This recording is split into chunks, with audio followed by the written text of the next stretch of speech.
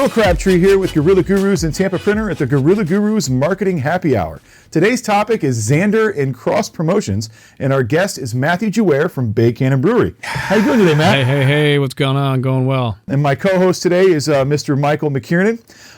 So Xander, being the cocktail, is the flagship beer of Bay Cannon Brewery, and the X in Xander kind of worked with cross promotion. So we're going to talk about cross promotions today. What's going on, Matt? Not much, man. Actually, a lot. So that was a lie, but happy to be here. What's happening with you guys? Living the dream, man. Living the dream. Good, I don't know whose it is. It's not mine. It's somebody's. No, nightmares are dreams too. So tell us a little bit about Xander.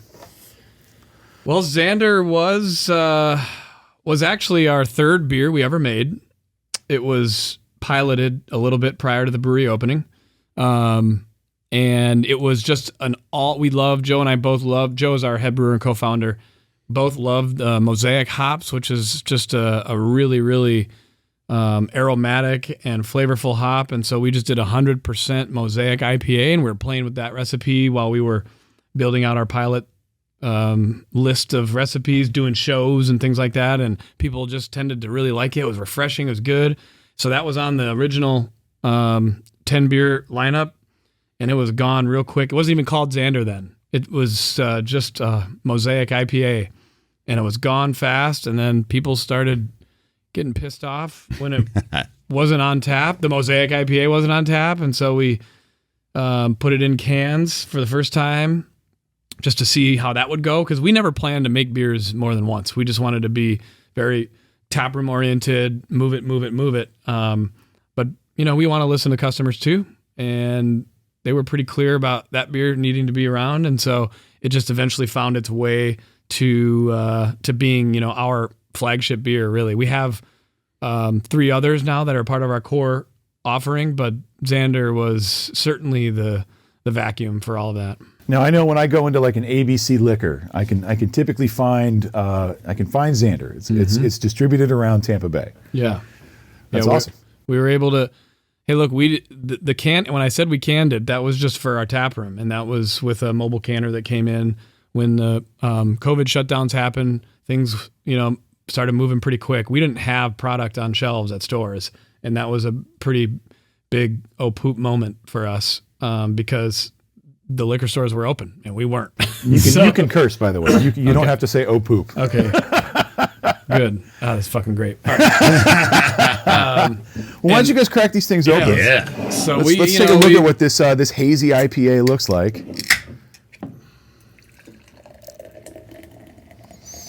Mike's going to get all kinds of head on his. Yeah, I am. Mike does like head.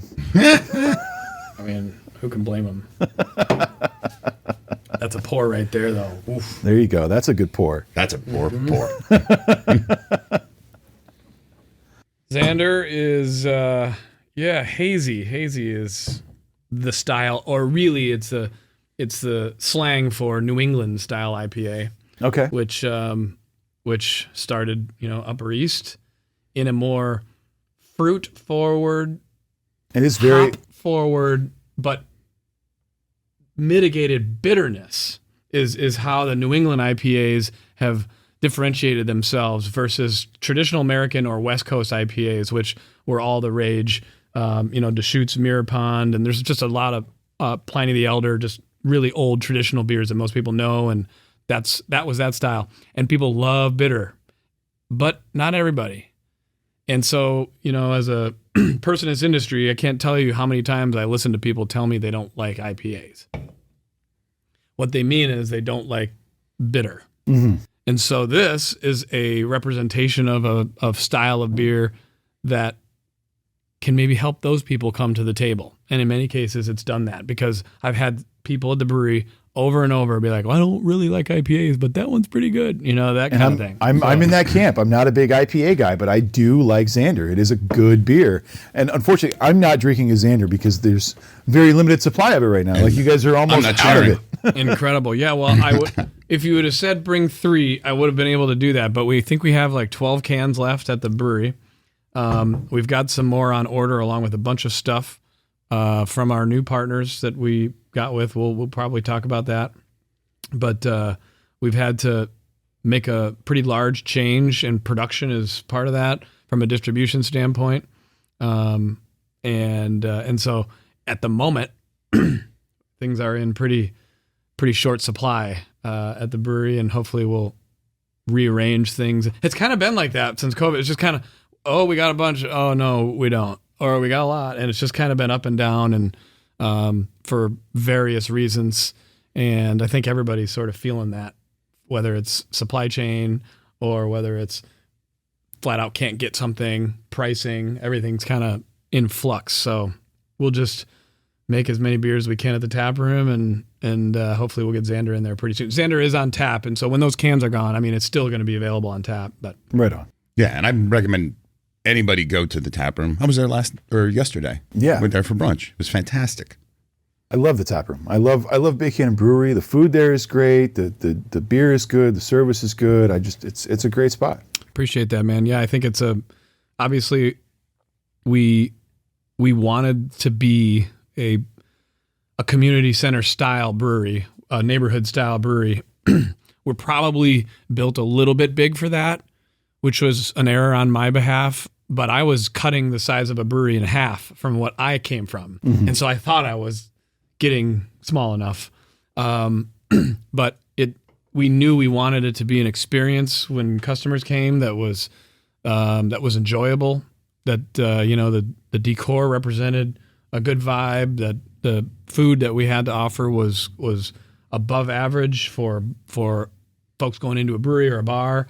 And yeah, I mean, the service is like anything else. It's been pretty dicey as of late, but those guys have done a great job, and the reviews tend to back that up. We've had our trip ups along the way, but it's not indicative of the group as a whole. And 2 of the 5 bartenders have been there since before we opened our doors, and so one of them's a bar manager, and so I think that says something for just generally speaking, being able to hold on to those people in an environment that's pretty turnover heavy. Yeah. For the most part. I think the space has a great feel. Like, you go in and you feel comfortable.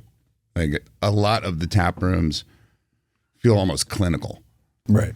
So here it feels like, this is a place I actually want to hang out. It's a very bootstrap business. The beer is amazing. It really is. And so you get that sometimes at a place, and I think then it loses something. Then it just gets lumped into, there's the big aluminum or stainless steel backdrop where they drilled it into their cooler, direct draw taps. It's nothing pretty. And here's the chalkboard. And you know what I mean? Yeah. Like a lot of that. And that's not to say that great beer doesn't come from there and businesses don't flourish and grow from there.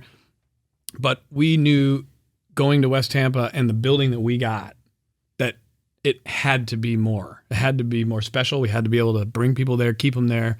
And that building being, 100 years old, 120 years old, it couldn't have that. Right. It needed a soul to it. And I think, Xander, and what's so interesting is Xander really is, from a brand standpoint, probably the best representation of the tap room and of the brand from a look and feel standpoint, because Right. it was the first. So we basically just mimicked kind of what we were. And since then the brand has grown, and if you're going to can stuff, you can't use the same colors.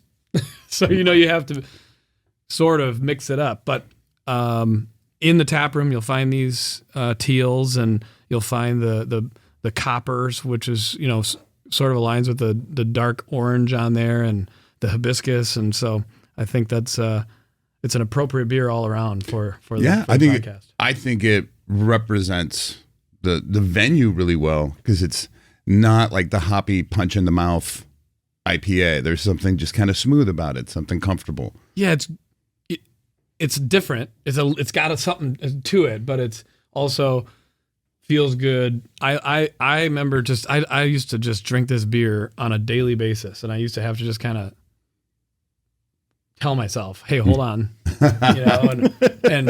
and I'd start pouring little quarter glasses instead of half glasses or full glasses, because it is easy to drink, but it's I think that the beer has, and timing is huge. You guys know that. I mean, it has hit a time when this style of beer is trending and people want it. People will have 5 or 6 different hazies in their fridge and feel fantastic about it. So it is a style that people want. So that from that standpoint, it's timing is a huge deal. Joe's really good at making these beers. He enjoys making these beers. The beer got trendy. The style was trendy. And so, I mean, that really helped, it really helped us launch ourselves into a place where we potentially could be recognized for, as we were with who we partnered with recently, just to kind of keep the thing going, because it's been a crazy couple of years for businesses like ours to be undercapitalized in a time where you have to make legitimate business pivots that weren't in your business plan. Right. Which you said something interesting that I want to touch on is pre-COVID, you were not planning on even having beers that were quote unquote flagships or something that you made regularly, let alone doing distribution and canning and selling it and all of that stuff. So that was literally a decision that was made because of COVID and because of the climate that you were in, because you had to generate revenue. Yeah, we had begun we had started to do little local distribution with draft. And that's just a function of, hey, we have this many kegs and it's taking this long to drink it. Maybe we should start selling some of these around the neighborhood. But we brought mobile canners in. That's not a very cost-effective way to go about, packaging your product. Right. It works if you're selling that only out of the tap room. So we gave it a shot, and we thought, hey, we could do this every once in a while, and we were going to do some bottling, so we could have some specialty stuff in bottles.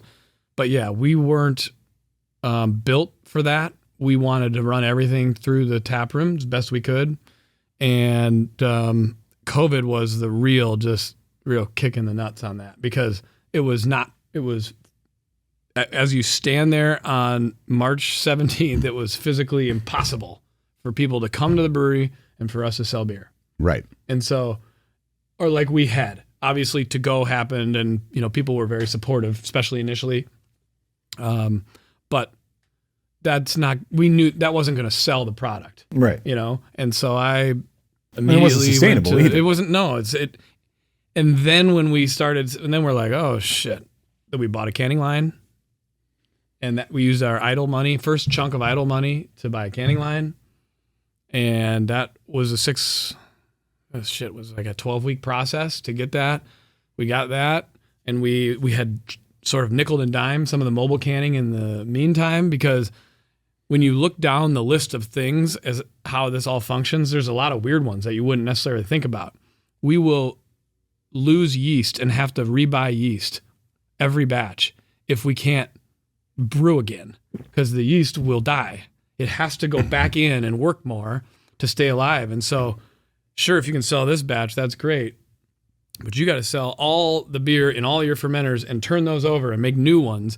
Otherwise, you will then spend more money down the line when you have to make more beer. So we were looking at all these things like, God damn, how do we do this out of this size brewery, which was maybe a little too big for the tap room, but nowhere near big enough to really jump into distribution. Right. And when Xander took off, after we sold it into ABC and it sold well, and then it was selling on draft, then we had to, even right away before our partnership, we had to go find a contract facility to help make us enough of that product for our distributor. And so that all happened really, in the grand scheme of things, pretty quickly. It's just it's like telling the captain on your cruise ship to bust a left. It's like, that's a hard thing. It's going to happen, but it's going to take a while, and it's going to be, in our case, fraught with all kinds of weird shit. We started ran out of crowlers first, because everybody started crowling their stuff off, and then started run out of cans, and now cans are weirdly scarce, and that's still going to be a problem for probably another year at least. But yeah, and everyone has to deal with that kind of stuff for the most part. For us, coming from that place of, no, we don't want to do it. Do you feel like the cross promotion? I'm gonna reel it back in here. Yeah. The cross promotion of distributing into the liquor stores. Do you feel that gave you recognition and drove traffic and business to the tap room? It's a tough question, because that's all COVID era, right? But I think that there's no doubt that the awareness that it brought was another step better than what we had been doing previously. We could only reach so many people with our social media platforms. We don't have the time in that build, so we don't have the followers, so we don't have the reach. Mm-hmm. But we have, we were able to use our social media following to help drive people to those locations, and those places would sell our beer. And so the workers started being like, oh, wow, these guys. And then the workers start telling other people who maybe hadn't seen those promotions or didn't know we exist about these products. So I think that there's no question about it. I think anyone will tell you that selling beer off premise is mostly marketing for the most part. Right. And at a groceries, it's 100% marketing. So that was a big piece for us, but we also had to move the product. Yeah. You know what I mean? Like we also had to, it was sure the marketing would be great, but we weren't even in a position to make, a leveraged decision like that. And at the end of the day, what it really did, was it got our new partner from North Carolina who wanted to license our brands initially. That's how that relationship started. They saw us on the internet. They saw this and they said, that is branding. We can sell that.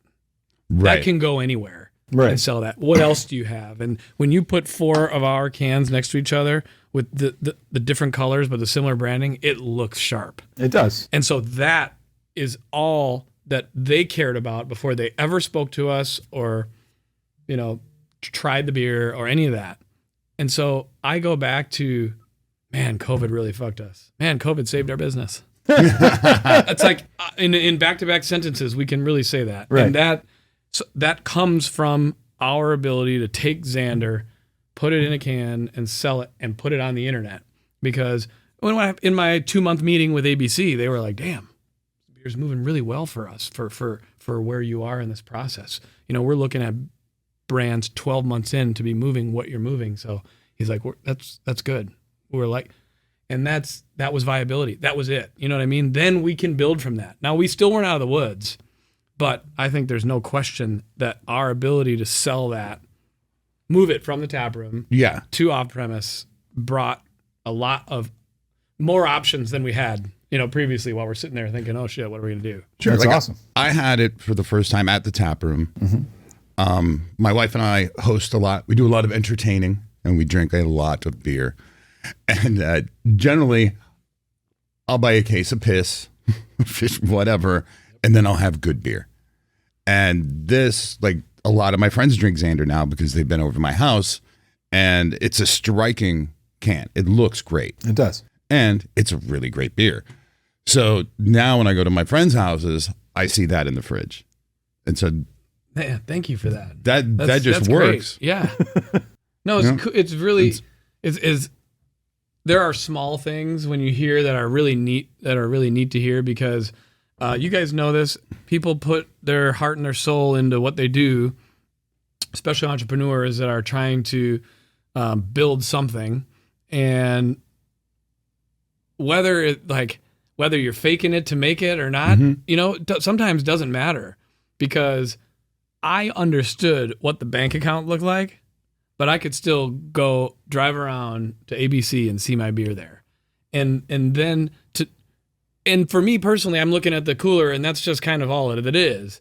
But that story then takes it to the next place, right? Yeah. And there is value there. And I think that there's small amount of confirmation. And I think that's pretty neat. Those stories, that's how everything starts. If anybody's got successful stuff that people buy, that's how it starts. Well, and I've even been to, what's the place that we get the crazy chai tea coffee?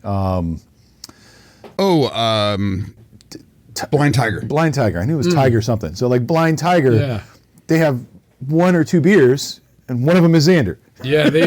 So Roberto, owner of Blind Tiger, he's a good buddy and Florida State alum, go Noles. And I think we did a Father's Day, Mother's Day. We've done a couple different things where we've integrated some stuff. Not all of his locations do alcohol, but some do. And I as a business developer, that's what I really love. I didn't like trying to book yoga classes, and I didn't like having to try to run a bar. That was not me. I was not good at it. And what I do like is relationships and figuring out, like, how can we put these together so that this is good for you, this is good for me, this is going to work. And those kinds of things. And it's cross promotion. It's cross, yeah. That's what, and it is. And for us, it's awareness. I can't tell you for how long, and I bet you it still happens. People come to the brewery and go, "Man, I didn't even know you guys were here." Yeah. And understand something. We aren't in Land O'Lakes. Okay? Right. Like, we are 15 blocks from downtown Tampa.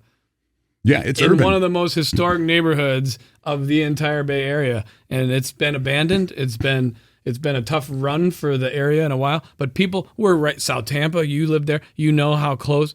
I didn't even know you guys were here. Yeah. And I'm like, and again, that goes to tell, A, that sucks. B, it also, you need to hear that because you need to keep talking. You need to keep figuring out ways to find new customers. Right. And cross promoting is the easiest way to do it because you're not asking someone to spend more than they would anyway.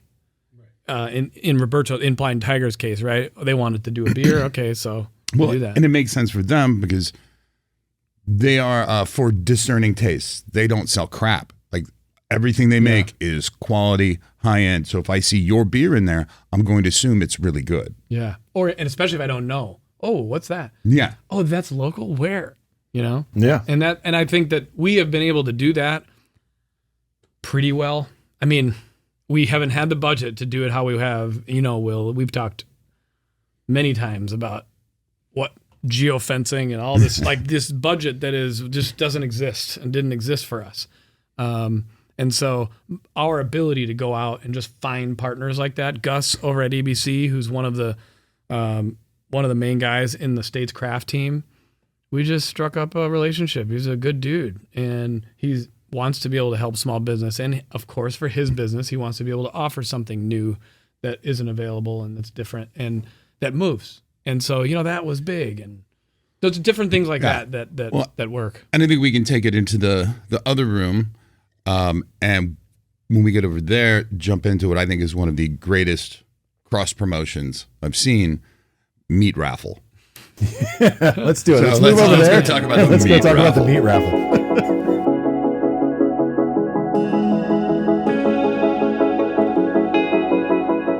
So I think where you are looking for exposure, always everybody is, that's business.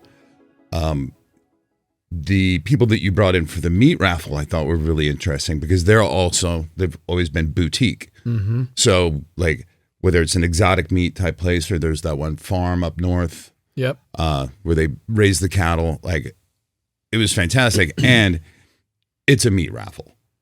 So, and I don't know who the demographic is listening to this and where they're from, but I noticed that there's nobody from down here that knows what a meat raffle is.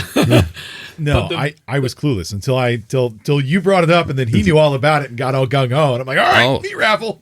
I and all his friends that come, they're all from up north, and they're like, yes, we know what that is.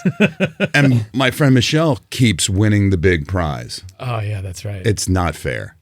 So let's at least explain what a meat raffle is. Yeah, meat raffle is a really traditional, I guess, promotion that is run where I'm from in Minnesota. I know they do it in Wisconsin, and I've heard now in the Dakotas and Pennsylvania was where. Yeah, my friends who were living in Bethlehem. Yeah, and so up north, traditional, farmland area, and these bars in Northeast Minneapolis was my first meat raffle.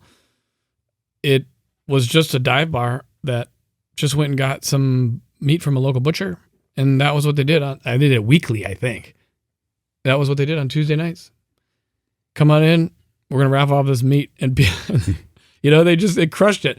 And I will say that the culture in the Midwest and Upper East is different about butcher and the local butchers and that Sure. kind of thing, because they don't really exist here. No, there's not good butchers. I mean, Apollo Meats in Apollo Beach is the only really good one I've ever. Well, the Heights Meat Market is Heights quite Meat good. Market is amazing. But what Is I'll it? tell you is that, and I bet now that I think about supply chain and whatnot, and my wife works for Outback, she said there's some steaks that they're actually having trouble getting. Prices, they were always more expensive at the butcher, but they weren't terribly expensive, and you felt what you were getting from a value standpoint was totally worth it. Oh, yeah. Okay? The prices around here at some of those places is a bit shocking, and that can be a problem. Right. That doesn't make it a part of a societal norm. You know what I mean? Mm-hmm. In Minneapolis, they're all over, and everyone has a neighborhood butcher. It's just a matter of which neighborhood you're in. They're all over, and they all been there for 70 years. And you know what the guy looks like that's cutting your meat. He's got the little paper hat on. He's got a gray mustache. Like, it's the same thing, right? And you trust that guy. You trust him to give you a T-bone. Like Sam from the Brady Bunch. It's interesting. It's not. I mean, obviously in Florida, there's a lot of folks from up north, but it's not as big a part of the culture. But then you have farms that it is what they do, and you are like the Heights Meat Market does an incredible job. St. Pete Meats, So they're awesome, and they're trying to bring some of that back. Super gourmet, also not cheap though, because worth the money like, though. It's not your but everyday sausages lunch is not meat. too bad. It's like you're making a plan. But when we went to your wedding down south, because we met those folks from St. Pete, That's right. we stopped by on our way back, and we stopped at their shop downtown St. Pete and bought a bunch of stuff, which we would have never heard of them. There's no way we would even know about that if you hadn't done that cross promotion. And I had my wife stop there. She went to the beach one day, and I had her stop on the way back. After you did it too, because I was like, gotta get some of these sausages. Yeah. And so there are super talented people around here doing a lot of that. It just isn't part of the soul. And that was like, when I said meat raffle, I'm like, I expected people to be like, oh yeah. Everyone was like, what? Yeah. And they're like, what? And some people thought that I was talking about like some weird sexual thing. Like and I was like, it's like a key party, but I'm like, more to the point. no, like meat, not meat, real meat. And so, I think it's pretty simple too, in that it could be as simple as me, literally going to Publix and buying a bunch of, and then raffling it off. But we wanted to do something a little more interesting. It doesn't make sense with the cross promotion. Like everything, I think that's one of the watch outs with cross promotion. You got to make sure that everything that you're tying in reflects you, as well as, you're trying to get their audience. Yes. But it's going to be reflective on you. So if you're just doing, Oscar Mayer hot dogs, well, that doesn't feel right for your joint. It's not exciting. No. Like, I can go to the grocery store and get that. Right. But the fact that you're using a farm or a very specialty butcher, there's specialty cuts and there's stuff that you can't just go to Publix and get. Right. That's what's enticing about going to. You're building like stories. Right. And I think from a marketing standpoint, that's the most important. Yeah. So where I have this at my house in the beer fridge, which I'm happy to say I have a beer fridge. It's just beer. I have this, but also when I have people over, sure, we've got hamburgers and hot dogs, but we also pull out something nice that we got at one of the supporting meat purveyors. Mm-hmm. And so that way, like when we have our friends over, and like, oh, you got to try a little bit of this. And so now you have a story. And like, oh, well, where'd you get that? And then we tell the story of the meat raffle. Yeah. And so, so that way we're not boring. Like there's something interesting, and that builds the culture. What's interesting is that's ego. But that helps sell. Right? It's like, look what I have. Right? Oh, hey, guess what? You should have this too. Yeah. And if it's Xander, that's what that is. Oh, absolutely. Then what a cool thing for me as the owner of that business. And that happens all the time to people all the time that are doing things that just grab somebody's attention. Enough quality, whatever. You should have Xander. Now my friends have Xander in their fridge. And like that, and that stems from you knew that nobody else knew. Right. And so, and that's like inherently is like, hey, you need to have this. You haven't had this before? And that's ego, right? Are you ready for this? But ego sells for other people. That's a perfect circle, right? Because ego generally is about yourself. But really, in this case, you're using that to help sell around. And I think that's how meta this is, because right now we are increasing our brand as Gorilla Gurus by having you here. So right now we're actually doing a cross promotion while we talk about cross promotion. Of course. But that's why podcasts are what they are. Right. And again, from a timing standpoint, right now podcasts are gigantic because I think people figured that out. It's an access to the airwaves that didn't exist. So of course there's that.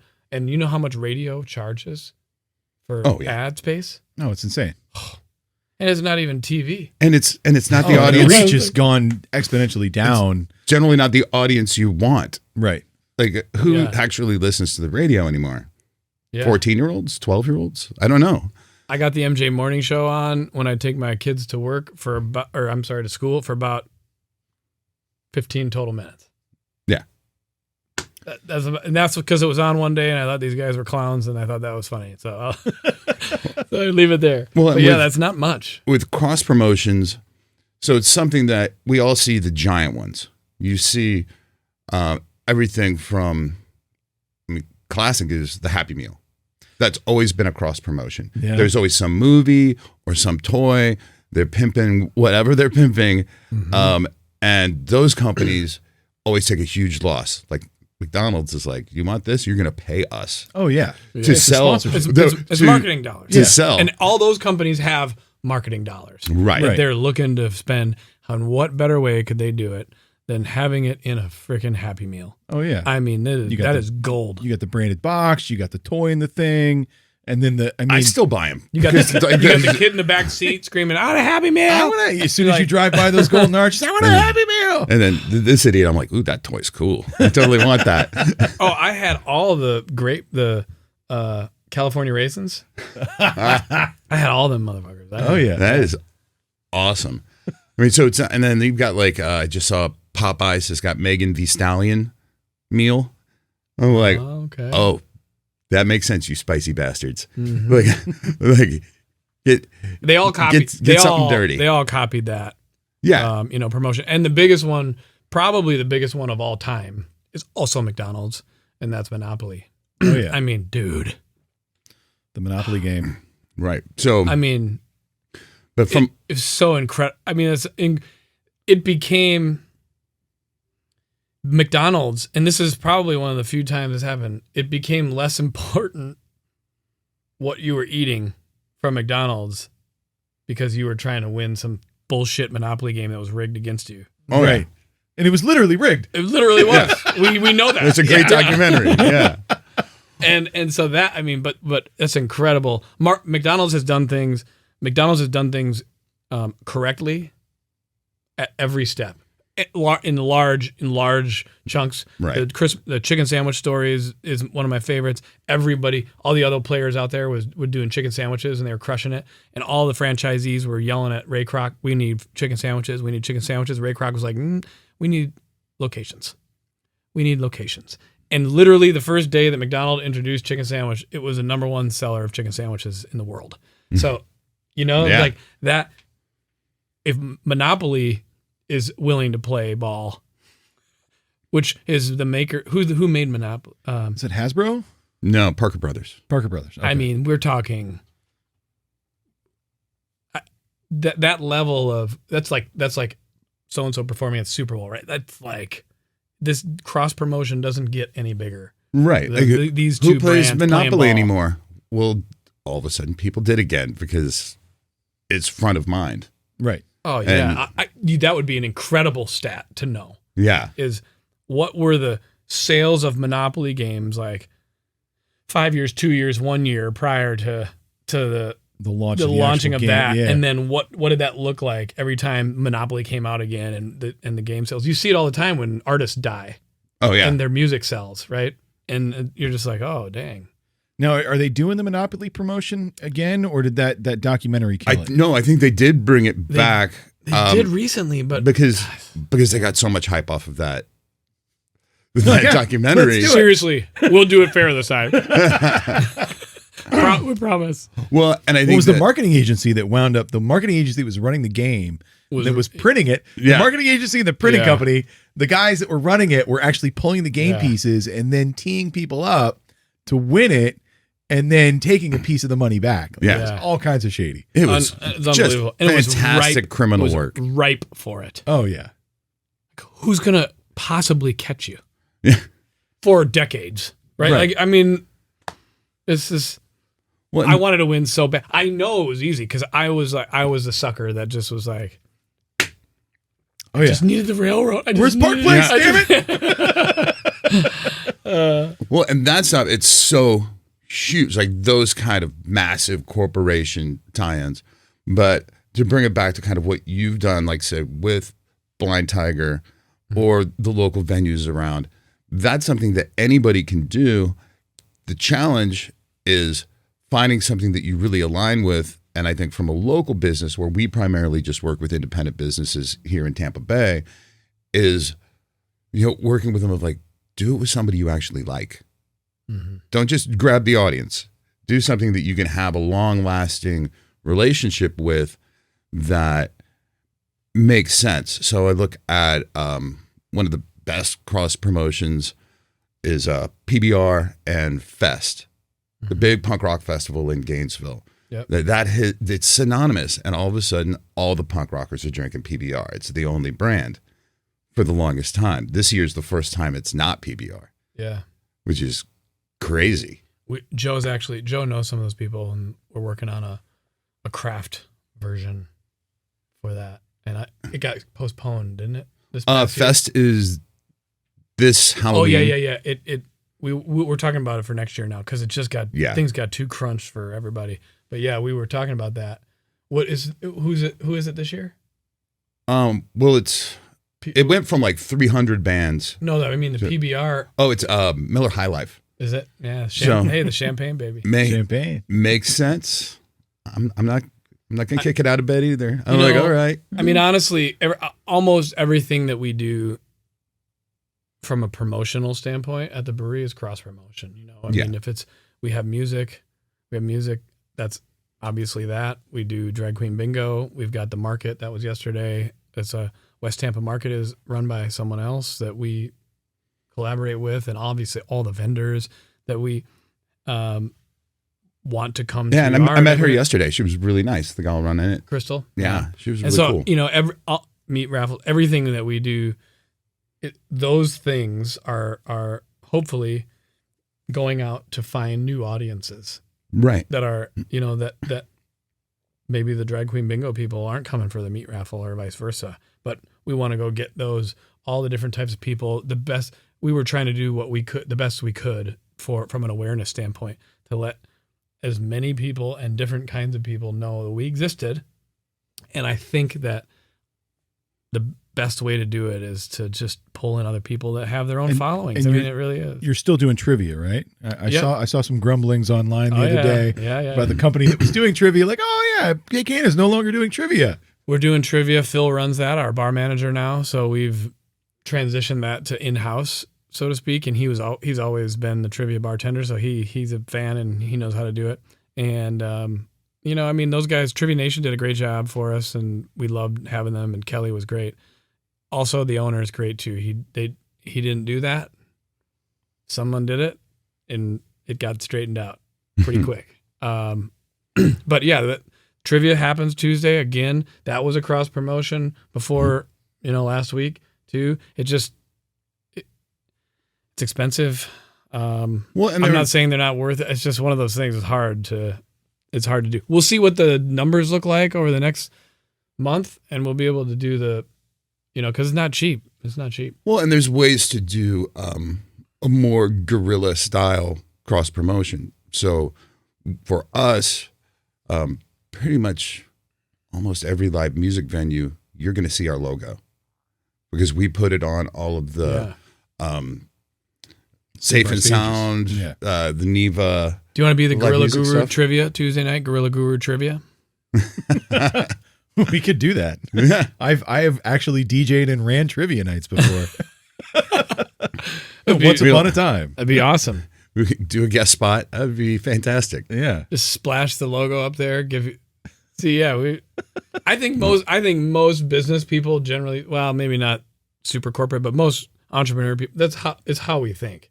Oh, right. We think in cross promotional language. It's like, Right. I really like what they do, but do I offer them anything? If I offer them something, okay, Right. great. It's the give and get. All right, like, good. how do you? Quid pro quo. Let's do that. No. And So yeah, when we put our logo all over stuff, we also printed a lot of stuff for them that would have cost them money, like banners and things like that. So they're promoting that they are coming back from COVID, but our logo is in the bottom of it, and people start to recognize who we are. So even if I'm just wearing a ball cap, people come up to me like, "Oh, I see that everywhere. What is that? Who are you?" yeah. And Because it just is the logo. It's Should've just, it done didn't that. say we anything on didn't it. put the Dude, why didn't company we think name of, on why it. didn't I think about this? We could have saved money on our printing our pads, our flight pads, and we could have offered you in trade value of whatever you thought was to put that at the bottom, like whether you wanted to write printed by or whatever by Gorilla Gurus, right in the bottom of the, who, you know what I'm saying? It's like Yeah. every single, you know how many, thousands of them Yeah. that people are going to write on, and we ran out. So I mean, you know, it's like, next time, next can't believe I next didn't round. think about that. Yeah, and that to me personally, because I think about a lot of these things too. For you, the value there is huge because it would cost next to nothing, and every single person that gets that, the eyeballs on it. Right. That's why people bitch about how much coasters cost in our industry, and they do. Mm-hmm. But that's if you're just looking at the bill. But that coaster is going to get run. It's going to get like 10 beers on it. At least. At least. Into bad ones. Yeah. Right. I mean, you really can't put a price on that. I tell, because we used to always buy them for other bars and restaurants when I was selling at my last job, and my boss, all he would do is get the bills. He'd be like, dude, I'm like, bro, It's branding. we drop a box of coasters off somewhere, and I'm telling you right now that you are paying, I think you're paying less than a dime per coaster, and that thing is getting 10 uses. I'm like, where else are you going to spend a marketing dollar better than that? Right.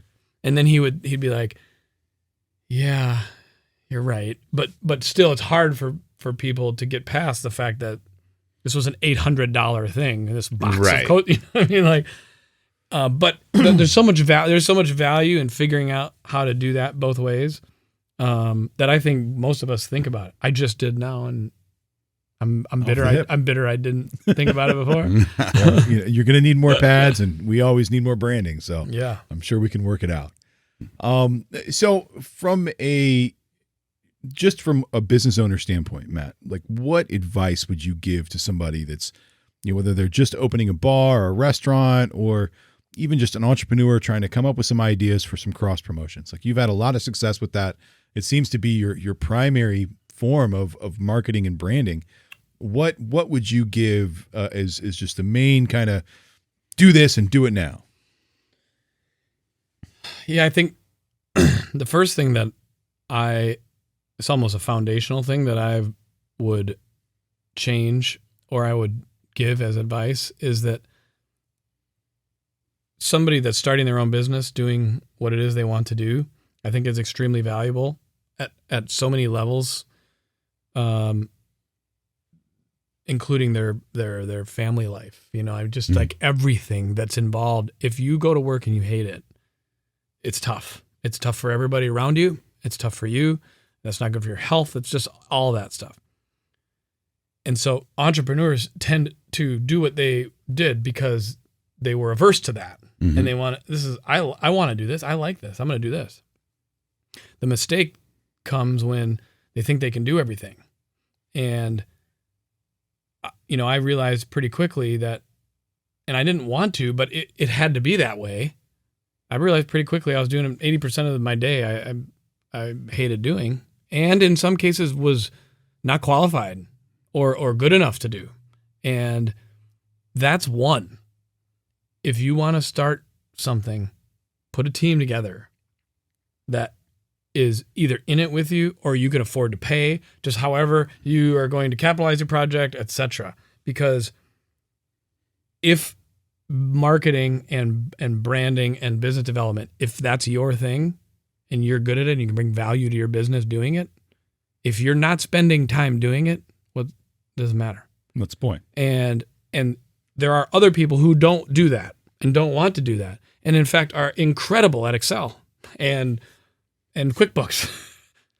Well, maybe figure out a way to bring them in. Either have your budget so that person is a part of your team too, or have a partner that can manage that. And being able to, dissect your day so that you can do what you're good at. Because on the way in here, I just was like, man, we haven't had a meat raffle in so long. Dude. Gotta have a meat raffle. I think about people and things all the time that over the last 4 or 5 months that I barely talk to. I think about you all the time too. Same shit, man. And I'm just like, I don't know how I would have though, because I got stuff going on. Right. And the business does too. And those kinds of things. And that stuff happens. And so having a team, like right now, the partners that we're working with, there's like 5 or 6 different people. And sometimes it kind of gets under me because I need to ask them something, but there's someone I can talk to. Yeah. There's someone that can do, that's your job. Oh, that's awesome. Delegation is a beautiful thing. And so I was hard to do. I was on the phone with the head of production there. We're talking about how to move beer. Mm-hmm. And we've done white label stuff. Speaking of cross promotion, we've done a bunch of white label stuff. We're making hard seltzers for the Starkey Farms and their market that's out in Pasco. They crush it. We're going to start doing more of that. And I have had more conversations with different brands about it already, including one big one. And Levi and I was telling him about kind of the thing. And he's like, dude, we need to move beer. Do you know anybody else? Can we do more of this? And I was like, and now I have a new job. So it's not necessarily my job, but I'm like, yeah, I can do that. And honestly, when you feel that way, when you see my face when I talk about I can do that, that's what you want when you're doing this, because that's the passion that comes together when you're at a meat raffle and it's St. Pete Meats and these people. This dude rolled his ass in there on crutches and he was happy to be there. He's the owner of that business, and so you need that. And when you get bogged down in a bunch of other shit doing day-to-day stuff, it makes it really tough. And that's kind of a long answer to my advice on that, but it all is connected. There's no way that you can do what you should be doing for your business as a marketer if you own it and you also have to book yoga class so that you can try to bring some people in on Sunday morning.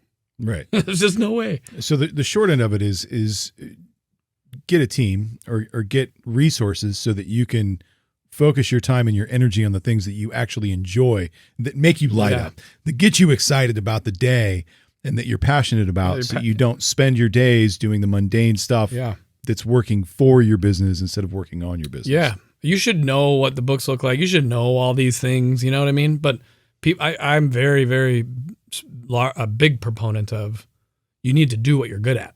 Right. And honestly, don't spend a lot of time on stuff you're not, because it doesn't make you happy. It doesn't make you money. And some people are lucky. They stuck in a job, the golden handcuffs thing. They're really good at this and they hate it and they're making money. Hey, I don't have much advice for you on that. That's just kind of your call, because I've never been that way, right. But for the most part, that's not how it goes, and so find ways to do what you're good at, because that's going to help your business too. Right. Much better. And find other people who are good at other stuff than you. When I think about projects going forward, I'm always thinking about, if we're going to have a kitchen, need to have a food person. It ain't me, baby. Right. And it's like the chef that's really good in the kitchen but doesn't know how to market or doesn't know how to run a business. If you're a chef, focus on being a chef. Come up with the menu. Let somebody else worry about have somebody else stuff. Manage the staff if that is not your thing. Right. There you go. Mr. Jim Cox. Hiring Mr. Jim Cox is one of the best things I ever did, because I've got someone now that runs my team for me, and I get to focus on being more creative and doing things like this and working on cross promotions and how we can incorporate Tampa Printer and Gorilla Gurus and business brand them development. both together, and business development. Yeah. And Jim is excellent. Jim's a rock star. At those details. Chef is a great example. And because in our world, head brewer is the same. The vast majority of head brewers and chefs do not do that other stuff. Right. There are some very special folks out there, and in general, that are playing with a different deck than the rest of us. Okay, but the vast majority do not. If you can do that, do that.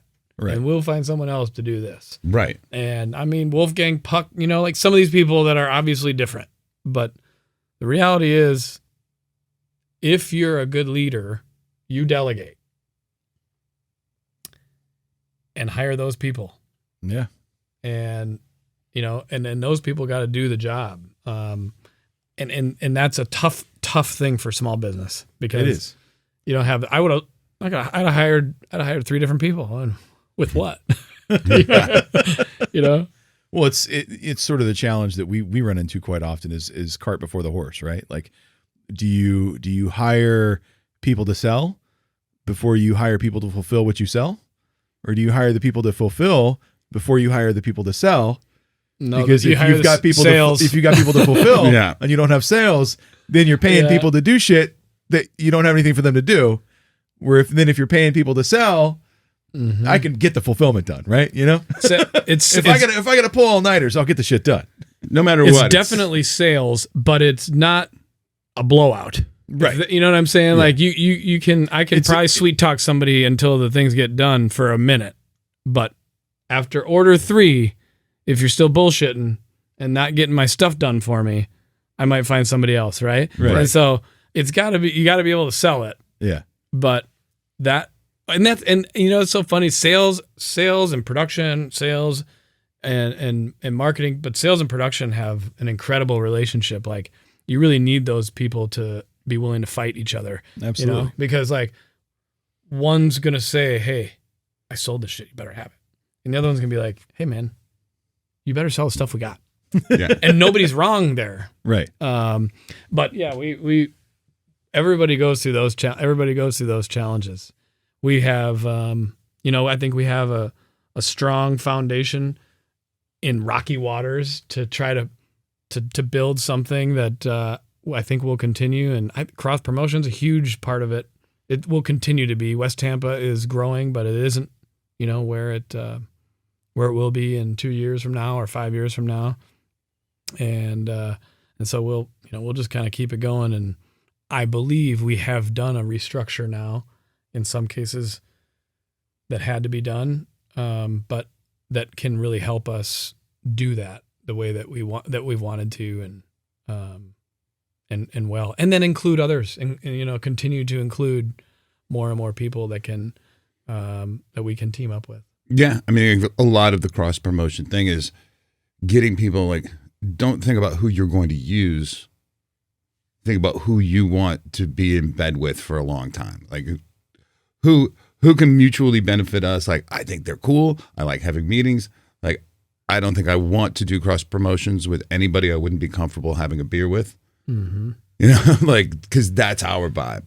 Well, sometimes branding alignment doesn't necessarily mean you're going to have a beer with them. Like, we do the cross promotion with the Children's Cancer Center holiday cards. Sure. But that's not to say that I haven't sat down and had a beer with some of the people from Children's Cancer Center. So build business relationships can be I just different. use the beer as that kind of headspace. Yeah. Mm-hmm. I mean, it could be a coffee or it could be whatever. But if I don't actually want to talk to them, right. If I'm just going through the motions because I know they can benefit me, then I shouldn't be doing it, because we want to build communities here in Tampa Bay, as opposed to turning into a mega city that is just using each other.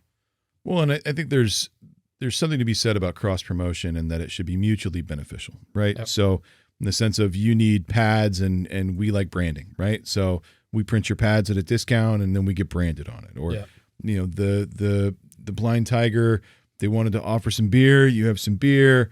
What was the quid pro quo on that? Did you do like a Blind Tiger beer, or do something on your side as well, or was it just strictly like they were putting the package? They were putting a package together for Father's Day. I think it was Father's Day, and they wanted some beers, and they wanted to be able to offer beers because they could deliver beer. Gotcha. When once that whole thing changed, and so they were offering, I think, a mimosa, a beer, different stuff, and so they knew that they were going to need to buy that beer anywhere.